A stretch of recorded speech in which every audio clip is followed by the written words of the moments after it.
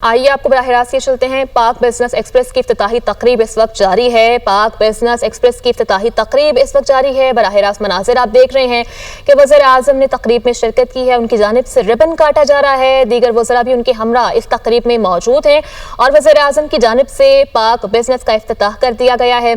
पाक business express train वज़ीर आज़म मोहम्मद शहबाज शरीफ ने पाक बिजनेस एक्सप्रेस का इफ्तिताह कर दिया है। वज़ीर आज़म का पाक बिजनेस एक्सप्रेस ट्रेन कोचेस का मुआयना उनकी जानिब से मुआयना किया गया है और पाक बिजनेस एक्सप्रेस ट्रेन लाहौर तक कराची और लाहौर रेलवे स्टेशन की जाएगी और वज़ीर आज़म मोहम्मद शहबाज शरीफ ने पाक बिजनेस एक्सप्रेस का इफ्तिताह कर दिया है।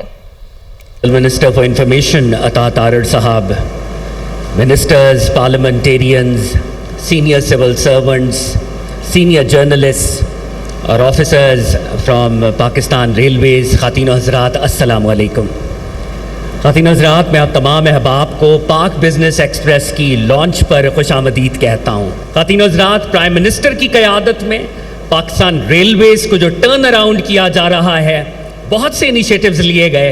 मैं रिक्वेस्ट करूँगा federal minister for Pakistan Railways Hanif Abbasi साहब से कि वो आएँ और पाकिस्तान रेलवेज़ में जो इनिशिएटिव्स लिए जा रहे हैं उस हवाले से इज़हार ख्याल करें। आपकी भरपूर तालियों में फेडरल मिनिस्टर फॉर रेलवेज़। औज़ुबिल्लाहिमिनश्शैतानिर्रजीम, बिस्मिल्लाहिर्रहमानिर्रहीम।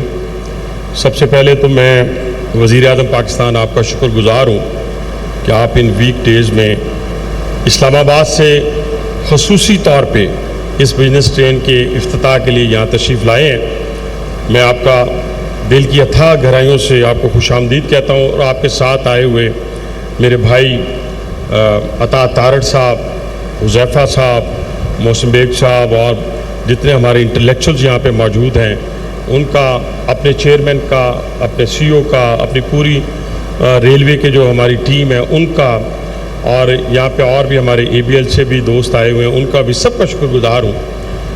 लेकिन रेलवे की तरफ आने से पहले जो मैं पूरी पाकिस्तानी कौम के सामने कुछ 2-3 चीज़ें ऐसी रखना चाहता हूँ जो रेलवे से मुख्तलिफ हैं, लेकिन वो पाकिस्तान की बका की ज़ामन बनी और जिसकी बुनियाद के ऊपर आपकी दिन रात की मेहनत जो है वो जनाब वज़ीर आज़म रंग लेके आई और पूरी दुनिया में अल्लाह ताला ने आपको जो इज़्ज़त दी, इस पाकिस्तान को जो इज़्ज़त दी, वो शायद पाकिस्तान की 77 साल तारीख़ में हमें मुयस्सर नहीं आई।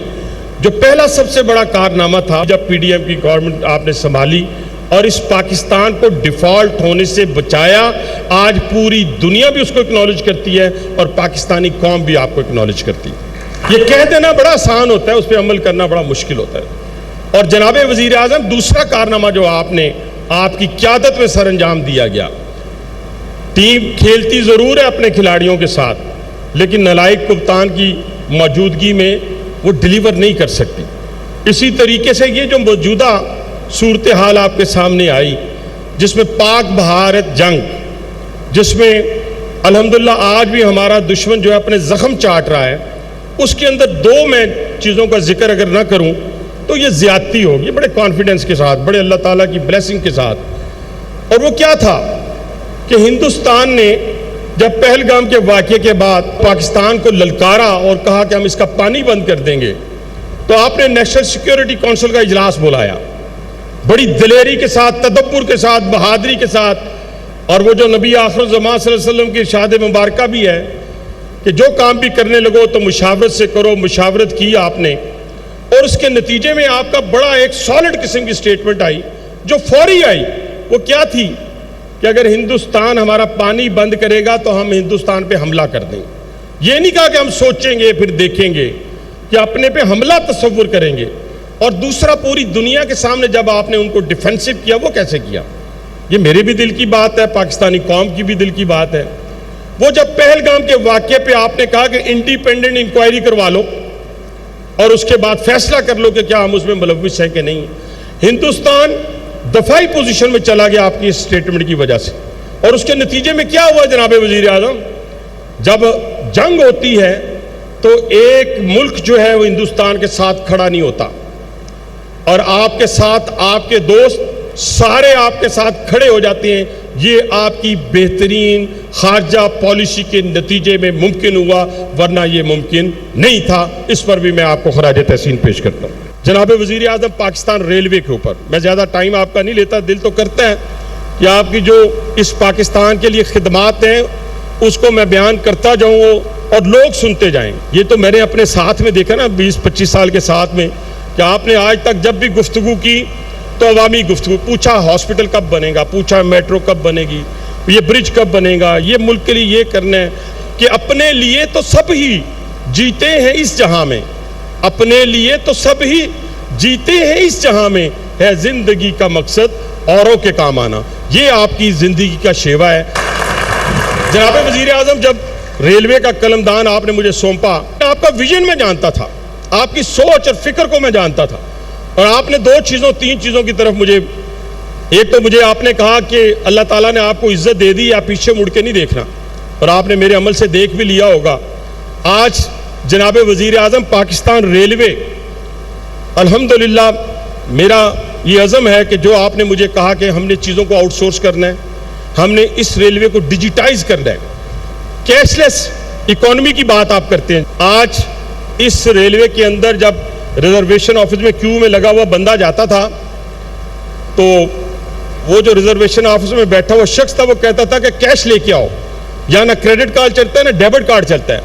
इंशाल्लाह चंद स्टेशन पे तो पीओएस मशीन्स ने काम शुरू कर दी है, इंशाल्लाह बाकी स्टेशन पे भी 348 स्टेशन पे हम एटीएम मशीन्स और पीओएस हम मशीन्स लगाने जा रहे हैं, और इसके साथ साथ हम अपनी इंस्पेक्शन को इंश्योर करेंगे, अपनी प्रेजेंस को इंश्योर करेंगे। डिजिटाइजेशन की सूरत में हमारी टिकटिंग जो है वो डिजिटाइज है।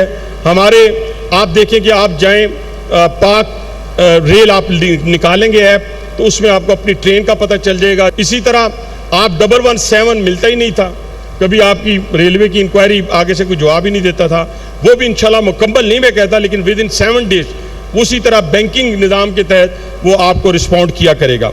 आउटसोर्सिंग की बात आपने की, हमने स्कूल, कॉलेजेस, हॉस्पिटल्स, हमने ये अल्हम्दुलिल्लाह आउटसोर्स, और ट्रेन आउटसोर्स कर रहे हैं, कैटरिंग आउटसोर्स कर रहे हैं, अपनी स्लीपर फैक्ट्रीज आउटसोर्स कर रहे हैं। हमने एक सिस्टम दिया है जो रावलपिंडी में, लाहौर में, मुल्तान, खानेवाल, कराची, यहाँ पे इस वक्त इम्प्लीमेंट हो चुका है। यानी हमने सॉलिड वेस्ट मैनेजमेंट कंपनीज के साथ सफाई सुथराई के हवाले से, क्लीननेस के हवाले से एग्रीमेंट किए हैं, जिसकी बदौलत आपको ये स्टेशन 24 घंटे साफ सुथरे मिलेंगे। आपको जो वीआईपी सीआईपी लाउंज देखिए उसी तरह का फैमिली हॉल मिलेगा, उसी तरह का कॉमन वेटिंग एरिया मिलेगा। तो जनाब वज़ीर आज़म पिछले 4 दिनों हमारे यहाँ कुल्ली एक जगह से डिसेबल को उठाता था, दूसरी जगह लेके जाता था। अल्हम्दुलिल्लाह आज हमने एस्केलेटर जो है 4 इस पे लगा दिए, लाहौर में, अब कराची में लग रहे हैं, और इंशाल्लाह तमाम स्टेशन को हम लाहौर जैसा करेंगे, तमाम ट्रेन को हम साफ सुथरा करेंगे।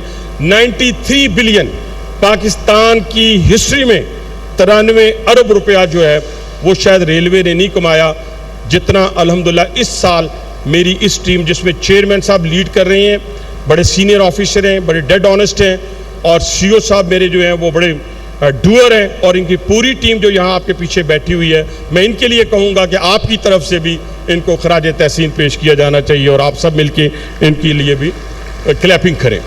तो ये सारा सिस्टम जो आपने हमें एक विजन और एक सोच दी थी, उसके मुताबिक वज़ीर आज़म साहब हम उस तरफ गामज़न हैं, और इंशाल्लाह 31 दिसंबर हमारा आउटसोर्सिंग के हवाले से और इसके अलावा पैसेंजर फैसिलिटेशन के हवाले से, यानी इन जो, लेकिन एक जो बात मैं भूल रहा था जो आपको बहुत बड़ा क्रेडिट जाता है, पूरी कौम को सुनाना चाहता हूँ। आपने 2 चीज़ों के ऊपर बड़ी मुझे हदायत दी, मैंने आपको प्रेजेंटेशन दी, उस प्रेजेंटेशन के नतीजे में जो नतीजा निकला वो मैं आपसे शेयर करना चाहता हूँ। पंक्चुअलिटी में इजाफा हुआ, मेरे आने पे 46 थी, आज 83 है, और इंशाल्लाह मजीद इसको मैं बढ़ाऊंगा। लेकिन जो आपको क्रेडिट जाता है मेन पूरी रेलवे के निज़ाम को जो ब्लड फ्राहम करता है, वो कराची से रोड़ी का ट्रैक है जो बड़ा पैथेटिक है जनाब वज़ीर आज़म। उस पर आपने हदायत जारी की, आहद चीमा साहब की सरबराही में कमेटी बनाई जिसमें मैं भी था और भी दोस्त थे।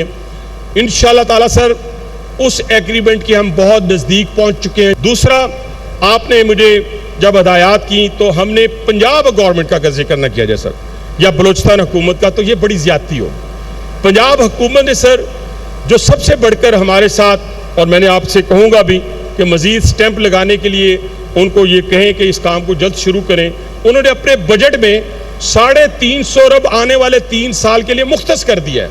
वज़ीर आला पंजाब से मुलाकात हुई तो उन्होंने बताया कि मुझे पूछा कि आप मैं लाहौर से रावलपिंडी 2 घंटे में कैसे पहुंच सकती हूँ। तो जनाब वज़ीर आज़म, मैंने सेकंड्स में कहा कि हमारे पास ट्रेन मौजूद है। जनाब वज़ीर आज़म, जिस ट्रेन को विजिट करके आए हैं इसकी स्पीड है 160 किलोमीटर पर आवर इसकी कोचेस की, लेकिन मेरे पास ट्रैक नहीं है। उसके लिए उन्होंने 250 अरब रुपया रख दिए सर। 50 अरब रुपया मेरी ब्रांच रूट्स के लिए। इसके अलावा हमारे 9 अरब रुपया अनमेंट लेवल क्रॉसिंग के लिए रख दिया है। शदरा से आपका ये जो है कोट लखपत तक लीनियर पार्क के लिए पैसे रख दिए। फिर मैं चला गया वज़ीर आला बलूचिस्तान के पास इसी पैटर्न के ऊपर, तो उन्होंने भी शेख ज़ैद से लेके कुछ लाख तक का 50 किलोमीटर में DMU चलाने लगे हैं और उसका एस्टीमेट उनको हमने दे दिया है। और उसके साथ उन्होंने भी इस बजट के अंदर, ये मैं वो बातें कर रहा हूँ जनाब वज़ीर आज़म जो हो चुकी हैं, इसमें पैसे रखे हैं। एक आपका और 2 बातें थी जो आपका ख्वाब भी था, रीजनल कनेक्टिविटी की बात। PDM की गवर्नमेंट में आपने उज़्बेकिस्तान के जो प्रेसिडेंट थे उनके साथ बात की, फिर डिप्टी प्राइम मिनिस्टर की आपने ड्यूटी लगाई सर, और उन्होंने फिर इसको पाए तकमील तक पहुंचाया। जो कोहाट से मज़ार शरीफ सर 850 किलोमीटर और उसके बाद 75 किलोमीटर का ऑलरेडी मज़ार शरीफ तक उज़्बेक का जो ट्रैक है एग्जिस्ट करता है। तो ये भी $10 बिलियन का प्रोजेक्ट, ये क्रेडिट भी जनाब वज़ीर आज़म आपको जाता है। अगर आप चाहते हैं कि रीजनल कनेक्टिविटी की सूरत में ये इकॉनमी ग्रो करे तो आपको पाकिस्तान रेलवे की तरह पीछे उसी तरह खड़ा होना है जैसे पहले खड़े हुए थे और जैसे आज खड़े हैं, इसमें मज़ीद इजाफा करना है। बहुत शुक्रिया जनाब वज़ीर आज़म। पाकिस्तान जिंदाबाद। बड़ी मेहनत के साथ